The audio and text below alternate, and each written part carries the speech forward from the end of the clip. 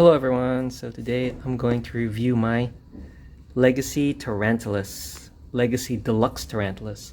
So this is Tarantulas over here, so let's take a good look at him close. So I'm going to first remove his weapons. Let's focus first on the Deluxe figure. So here he is, that's a close-up of his face, nicely detailed, nice shades of green and yellow and purple. He's pretty cartoon accurate. I remember him looking like this together with his pinchers having these stripes. So he pretty much looks like how I remember Tarantulas was back in the mid-90s Beast Wars show. He's got his yellow visor. There are his feet. There are his spider eyes on his pelvis. There. On the rear view, he's got his little spider design on his spider abdomen. Got the nice stripes also, these little golden stripes on his pinchers. And there. So that's a nice, good close-up of Tarantulas. There are his spider legs over there. So if you remember in the show, his spider legs act like machine guns. Like, goes like that with his little machine guns. I remember that part of the show. So that's how the figure looks in all of its glory. So it looks pretty cartoon accurate if you ask me. CGI accurate. CGI animation accurate, yeah. There. Next I'm going to show you are his, let me stand him up over here, accessories. He comes with his handheld weapon, which sort of looks like his grappling hook. Of course it's a fixed piece. It doesn't really fire or anything, but yeah, just like Black Arachnia's accessory, it's a fixed piece. He comes with his little saw. So in the show, Tarantulas is kind of like a mad scientist and was a spawn of Unicron. So yeah, he's got this little saw. Because I remember in the show he abducted Cheetor and tried to eat him. So yeah, he's a pretty creepy character, and this guy does look the part. So now I'm going to show you guys how to transform him. But before I transform him, I'm just going to show you guys some of his articulation. So let's start from the top. Head's on a ball joint, so you could turn it around, more or less. Kinda has a little bobbing motion, but not too much. But yeah, but you could turn that thing all around. Next we go for the arms. It can go this much. Yeah. So it goes up to here, it swivels over here, more for the transformation, but you could get him to do some cool poses with that. It also goes back like this, so you could use that for some gun-toting poses, but that's also more for the transformation. Turns around over here, and he's got, I guess, a wrist/forearm joint over here, so he has that. Each of his legs are in a ball socket, so in his robot mode, these are his machine guns. In his spider mode, you can get him to a lot of poses because these are his legs. He could turn around. Of course, it's impeded by this, so he can turn around this much, that much. He could do a spread like this. Turns over here. Got a very nice knee bend, which you'll see in the transformation. Could bend all the way there. Ankles can go like this forward, this backward. Also that's also used for the transformation, but overall he's got enough joints to get him into nice poses. And there. Yeah, it's a double jointed knee. Sort of. Yeah, it's a double jointed knee.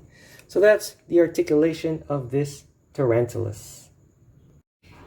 Oh yeah, before I transform it, one more thing about the articulation. The arm goes all around.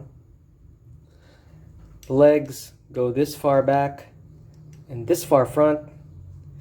And I did mention he turns here, but he also has a joint on the upper. Sort of on his upper chest, see? He turns around too. He's got a swivel joint in his upper chest. So, yeah. I will transform him now. Right. So when transforming Tarantulas, the first thing that you want to do is, well, what I do when I transform is I kind of detach this segment over here his spider abdomen detaches from this, which is later on going to become his head.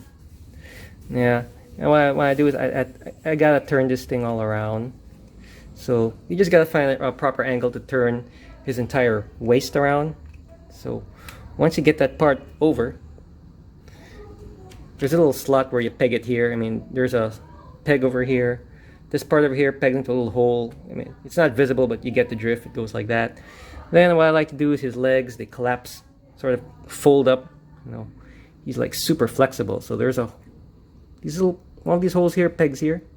So pegs right over there. And then it's got enough room in this abdomen to sort of fit that leg in. Yeah. So once it fits in, just gotta angle it to fit. Oh, make sure it doesn't fold like that. So just angle it in such a way that this thing goes in his butt, fits like that. Do it with the other side. There. He's like really like a squatting position. It's real flexible. And after that, just same thing. It's got enough room in there to tuck his little legs in. So you tuck them up like that, so they sort of look like this. There they go. Incidentally, there's a little groove over here. If you can see, right over there, you could place that groove inside. I don't know if we're getting a good, yeah, that fits here. So this one pegs into that groove. I mean, you usually do this after, but I felt like doing it now. Now the next thing I do is, that's this little spider head looking at you right there. So yeah, those are his real spider head eyes. So this thing flips out like that to cover his robot head. So that covers over here. There we go. And then you kind of work, you kind of pivot these like this. And if you notice, this hole could fit into this peg over here. So you do that. And then this little section over here fits into this groove. And once that goes in, you already have half the spider.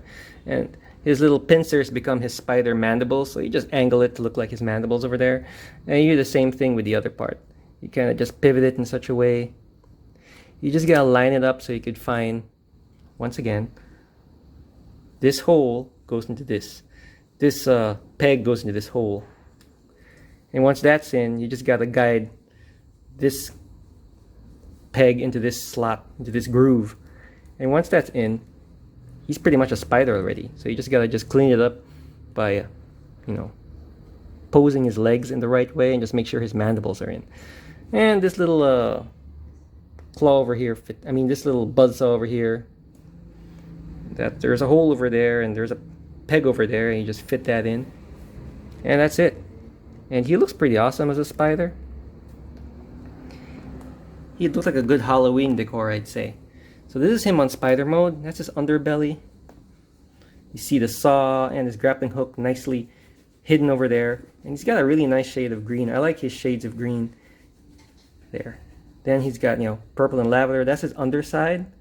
That's his top side, which looks awesome. Whoops, that one fell. But looks like a pretty good tarantula. Like a good little Halloween motif. There's the rear view with this little spider abdomen over there and his grappling hook. So it looks good as a spider. So there's a reference. That's my hand. That's a spider.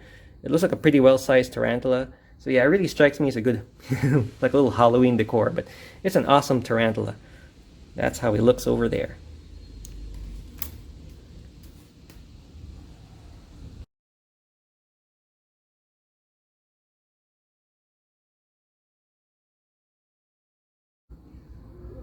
Alright, so to give you guys a sense of scale, this is him with Optimus Primal. They scale pretty good. I remember in the show one time, I think the episode's called Guerrilla Warfare or something, where Primal went berserk after Scorponaut here sort of shot a missile at him that messed up his personality. Yeah, it's possibly this bug over here that you fired at Primal. I could be mixing up the episodes, but I remember that one episode as a kid. Anyways, so this is him with Primal. It's a good scale with Primal, though I think Primal should be a smidgen shorter. Primal should be like kind of like a Voyager, a chunky Voyager, you know, to make Dinobot better scale with him. But either way, I remember that. That's how he scales with Primal. So not bad. The scaling's actually pretty good. This is him with his little buddy Scorponok, shell head. Scorponok's a pretty stocky, small robot. I guess they scale well together. Yeah, I think I kind of remember Tarantulas being more of the same height. But this is not too bad. We can just say Scorponok is a little stocky. But overall, he scales well with his little fellow arachnid Scorponok. So I think he scales pretty well. And that's him with Primal. So I think overall they scale well together. And you could recreate that scene where Primal took his little gadget and stabbed him with it. So yeah. So my final thoughts on Legacy Tarantulas is he's a really good figure. He's easy to transform. His alt mode looks good. His spider mode looks good. And also his robot mode. It looks very true to the show. And I like this figure a lot. So this is Tarantulas. Yeah, and he looks great. So that's my review for Tarantulas. Thanks for watching.